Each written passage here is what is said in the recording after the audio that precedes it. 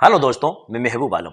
दोस्तों, आज के इस वीडियो में हम कक्षा 8 राशियों की तुलना चैप्टर 7.1 इसके क्वेश्चन है वो हम सोल्व करने वाले हैं।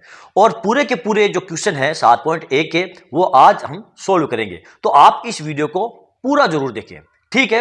देखो, हमारा जो पहला क्वेश्चन है वो है अनुपात ज्ञात कीजिए। क्वेश्चन नंबर 1 हमारा क्या है? अनुपात ज्ञात कीजिए। अब दोस्तों, अनुपात किसे कहते हैं? जैसे कि हमारे चैप्टर का नाम है राशियों की तुलना, तुलना को ही हम अनुपात कहते हैं। तुलना कैसे? जैसे मैं आपको बताऊं, इसी क्वेश्चन से हम लेंगे एक साइकिल की 15 किलोमीटर प्रति घंटे की गति स्कूटर की 30 किलोमीटर प्रति घंटे की गति से हमें तुलना करनी है या हमें अनुपात ज्ञात करना है। साइकिल की चाल क्या है? देखो, साइकिल की चाल है हमारी 15 किलोमीटर प्रति घंटे। साइकिल की चाल क्या है? 15 किलोमीटर प्रति घंटे है। और स्कूटर की चाल क्या है? स्कूटर की चाल है 30 किलोमीटर प्रति घंटे। ठीक है, यह साइकिल की चाल है और यह स्कूटर की चाल है। तो हम ये कहेंगे कि साइकिल की तुलना में जो स्कूटर की गति है वो 30 किलोमीटर है और साइकिल की गति कितनी है? 15 किलोमीटर है। तो ये दोनों आपस में एक दूसरे की हमने तुलना की है कि भी 15 किलोमीटर की तुलना में स्कूटर की गति 30 किलोमीटर है। तो ये दोनों की तुलना हो गई है और इसको हम लिखते हैं 15 अनुपात इस प्रकार 15 अनुपात 30, इसी को हम अनुपात बोलते हैं। और अभी भी दोस्तों, ये जो अनुपात का जो छोटे से छोटा रूप है वो अभी भी नहीं हुआ है। अनुपात हम बोलते हैं राशियों का न्यूनतम मान से तुलना करना, राशियों का छोटा सा छोटा मान। देखो, इसको हम 15 से काट सकते हैं एक बार, इसको 15 से काट सकते हैं दो बार। तो इन दोनों का जो अनुपात होगा वो 1:2 होगा। यदि साइकिल की चाल 1 किलोमीटर प्रति घंटा है तो स्कूटर की चाल क्या होगी? 2 किलोमीटर प्रति घंटा होगी। यानी कि साइकिल की तुलना में स्कूटर की जो चाल है वो 2 किलोमीटर प्रति घंटा है। आ गई बात समझ में? तो इसी को हम तुलना कहते हैं या अनुपात कहते हैं। अगला क्वेश्चन हमारा देखो क्या दिया है? 5 मीटर का 10 किलोमीटर से तुलना करना या अनुपात ज्ञात करना। 5 मीटर की तुलना हम किससे करेंगे? 10 किलोमीटर से, या इससे अनुपात ज्ञात करेंगे।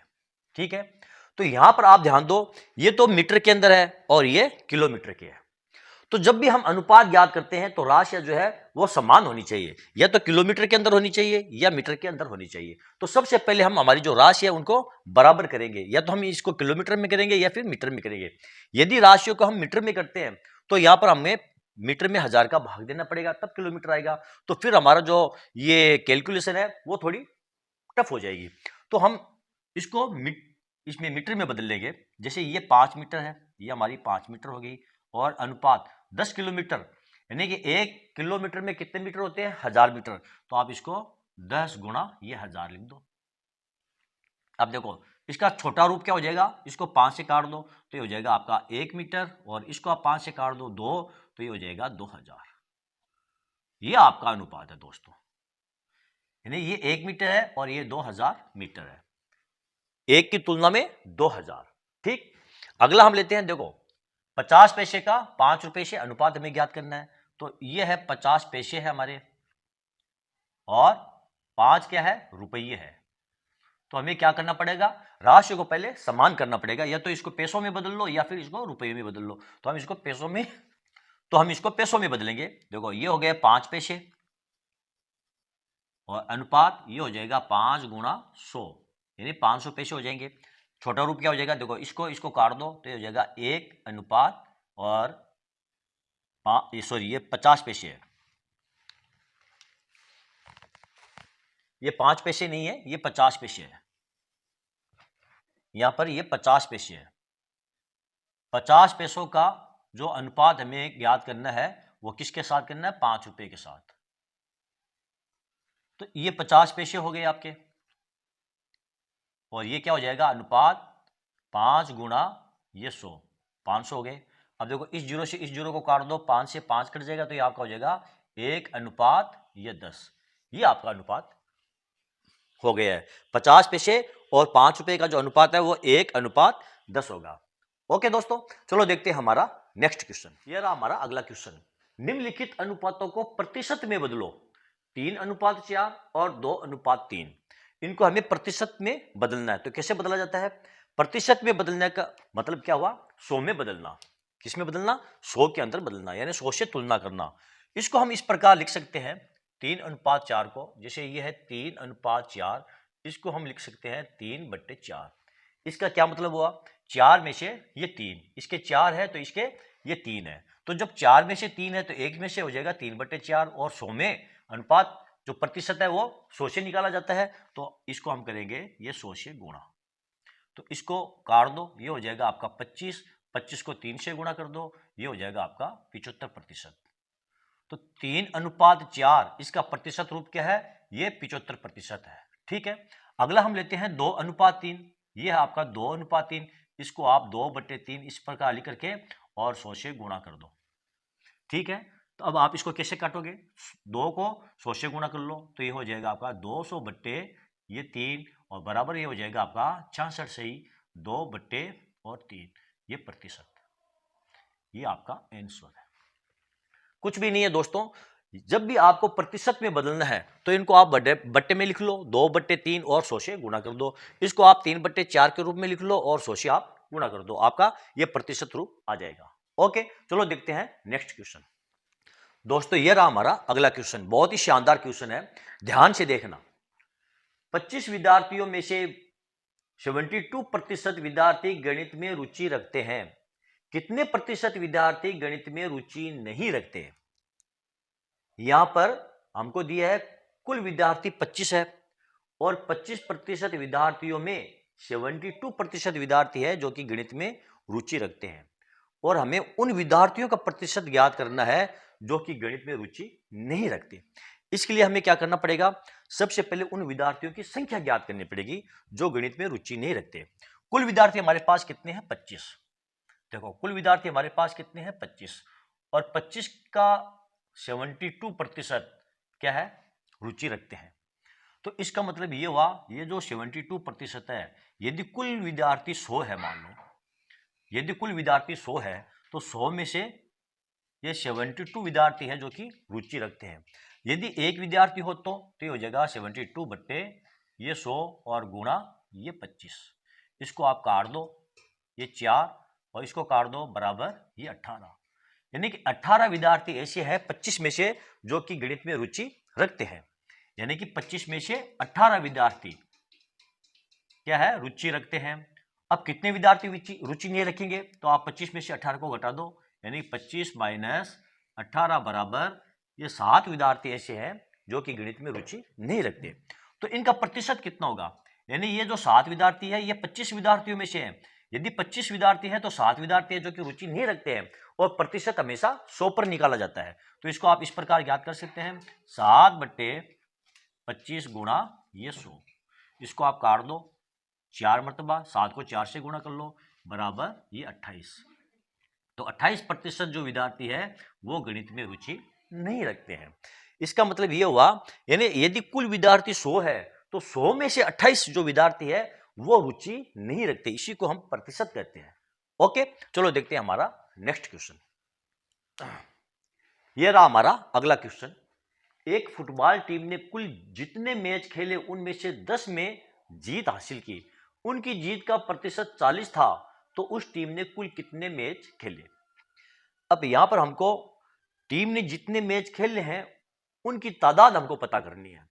हमको यहां पर क्या दिया है, जो मैच जीते उनकी संख्या दी है। कितने मैच जीते उसने, 10 मैच, यानी कि मैच कितने जीते, मैच जीते 10 मैच जीते, और जीत का प्रतिशत कितना उनका, जीत का प्रतिशत कितना उनका, बराबर 40%। यानी कि जो टीम फुटबॉल टीम थी उसने जितने मैच खेले उसमें से उसने 40% जो मैच है वो उसने जीते, ठीक है ना।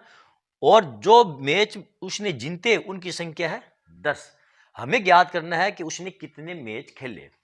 क्या ज्ञात करना है, कितने मैच खेले, कितने मैच खेले, ये हमको ज्ञात करना है, ठीक है। अब जो प्रतिशत है मैंने आपको बताया वो 100 में से ज्ञात किया जाता है। माना कि उसने 100 मैच खेले, माना कि उसने 100 मैच खेले, कुल मैच कितने खेले, 100 खेले, तो उसने कितने जीते, ये 40, कितने प्रतिशत जीत रहे हैं वो 40, तो 100 मैचों में से उसने ये 40 मैच जीते। इसका उल्टा भी सत्य है, यानी कि यदि वो 40 मैच जीतती है, 40 मैच जीतती है, तो कुल मैच कितने खेले? कुल मैच खेले उसने ये 100, ठीक है।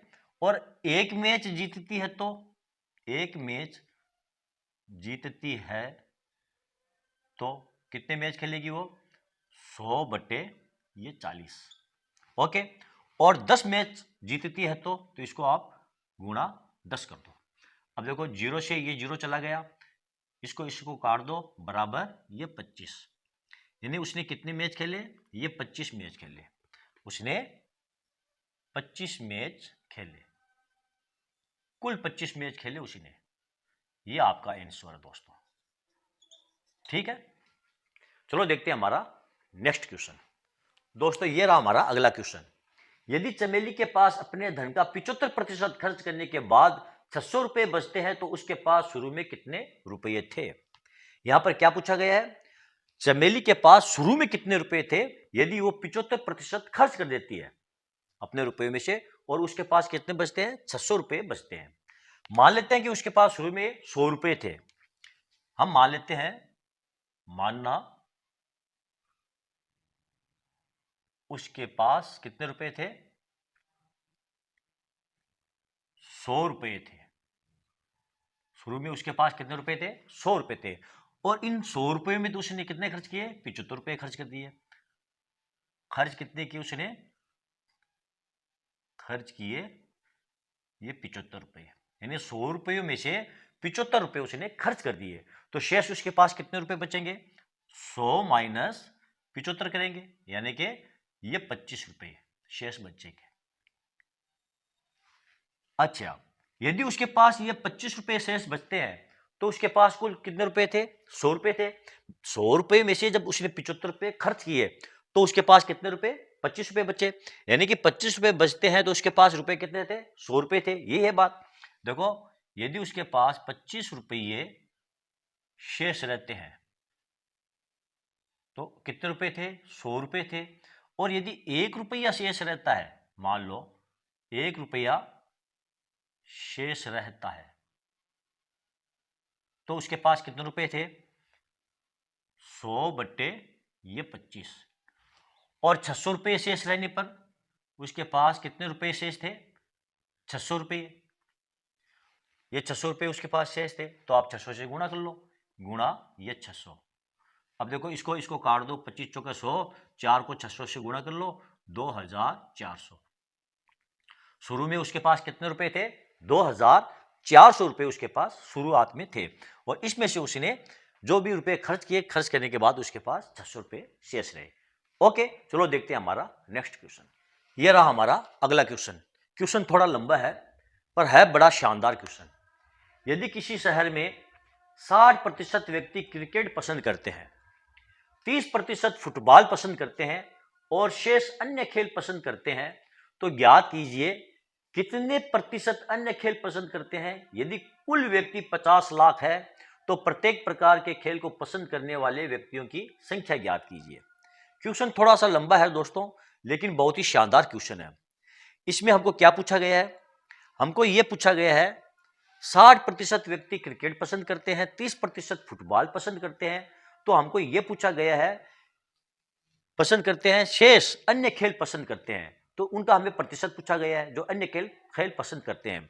और हमको यह कहा गया है कि यदि 50 लाख व्यक्ति है तो क्रिकेट पसंद करने वाले व्यक्तियों की संख्या बताएं, फुटबॉल पसंद करने वाले व्यक्तियों की संख्या बताएं, और अन्य खेल पसंद करते हैं उनकी संख्या बताएं कितनी कितनी है। ओके, ये हमको पूछा गया मोटे मोटा तौर पर। तो मान लेते हैं कि कुल व्यक्तियों की संख्या 100 है। हम ये मान लेते हैं दोस्तों कि कुल व्यक्तियों की संख्या 100 है। मानना कुल व्यक्ति कितने हैं? मान लेते हैं कि कुल व्यक्ति बराबर ये 100 व्यक्ति है। अब 100 व्यक्तियों में से 60 व्यक्ति क्या पसंद करते हैं? यहां पर मैं लेता हूं 60, 100 में से 60 है ये, यानी कि 100 में से 60 व्यक्ति पसंद करते हैं क्रिकेट। ठीक है, 100 में से 60 क्रिकेट पसंद करते हैं और 100 में से 30 क्या पसंद करते हैं, फुटबॉल। तो ये अब कुल कितने हो गए, ये हो गए 90। कितने में से, 100 में से 90 व्यक्ति हुए हैं जो क्रिकेट और फुटबॉल पसंद करते हैं। पीछे कितने बच गए, ये बच गए 10 व्यक्ति है 100 में से जो कि अन्य खेल पसंद करते हैं। तो उनकी संख्या कितनी होगी, 10%। 100 में से 10 व्यक्ति जो कि अन्य खेल को पसंद करते हैं। ओके, अब यहां पर देखो 100 में से 60 है क्रिकेट पसंद करते हैं, 100 में से 30 है जो फुटबॉल पसंद करते हैं और 100 में से 10 है जो कि अन्य खेल पसंद करते हैं। तो क्रिकेट पसंद करने वालों की संख्या क्या होगी आपकी, 100 में से क्रिकेट पसंद करने वालों की संख्या होगी आपकी 60। कितने में से, 100 में से 60 हो गई है। और फुटबॉल वालों की आपकी संख्या हो गई 30, 100 में से 30। और अन्य खेल खेलने वालों की, अन्य की आपकी हो गई 10। कितने में से, ये 100 में से। आ गया यहां तक समझ में। अब देखो इसको छोटा रूप में बदल लो, 0 से 0 गए और इसको 2 से काट दो 3, इसको 2 से काट दो 5, तो ये हो जाएगा आपका 3/5 और बराबर ये क्या हो जाएगा आपका, देखो इसको काट सकते हो, ये 100 है, यहाँ पर 100 है तो इसको काट दो 3/10, ये हो जाएगा आपका 3/10 और इसको काट दो, ये हो जाएगा आपका 1/10। यानी कि क्रिकेट खेलने वाले आपके 3/5 है, फुटबॉल खेलने वाले आपके 3/10 है और अन्य खेल खेलने वाले आपके 1/10 है। अब यहां पर आपको दिया है कुल व्यक्ति कितने हैं, 50 लाख। तो इसको आप 50 लाख से गुणा कर दो, इसको इकाई दाई सैकड़ा हजार 10,000 लाख 10 लाख, और इसको भी आप 50 लाख से गुणा कर दो और इसको भी आप 50 लाख से गुणा कर दो, आपकी संख्या ही निकल जाएगी, इकाई दाई सैकड़ा हजार 10,000 लाख और ये 10 लाख। अब देखो इसको काट दो एक मरतबा, 3 से गुणा कर लो तो ये हो जाएगी आपकी 3 लाख। इकाई दाई सैकड़ा हजार, इकाई दाई सैकड़ा हजार 10,000 लाख 10 लाख, ये हो गया आपके 30 लाख। इकाई दाई सैकड़ा हजार 10,000 लाख, ये 30 लाख। 30 लाख कौन से हो गए, जो कि क्रिकेट खेलते हैं, ये क्रिकेट वाले हो गए आपके। ठीक है, देखो इसको काट दो आप, 0 से ये 0 गया, 5 को 3 से गुणा कर लो, ये हो गया आपके 15 लाख। ये 15 लाख कौन से हैं, जो कि फुटबॉल खेलते हैं, यानी कि फुटबॉल खेलने वालों की जो तादाद है वो 15 लाख है। अब देखो इसको काट दो, पीछे बच गया आपका 5 लाख, यानी 5 लाख व्यक्ति वो है, कायदाई सैकड़ा हजार 10,000 लाख, 5 लाख व्यक्ति जो है वो अन्य खेल खेलने वाले हैं। ओके, तो इस प्रकार इस क्वेश्चन को सोल्व किया जाएगा। सबसे पहले हम क्या करेंगे, हम मान लेते हैं कि शहर की जो संख्या है व्यक्तियों की वो 100 है। अब 100 में से 60 व्यक्ति जो क्रिकेट पसंद करते हैं, 30 ऐसे हैं जो कि फुटबॉल पसंद करते हैं, तो पीछे कितने बच जाएंगे, 10 बच जाएंगे। ये 10% ऐसे हैं जो कि अन्य खेल पसंद करते हैं।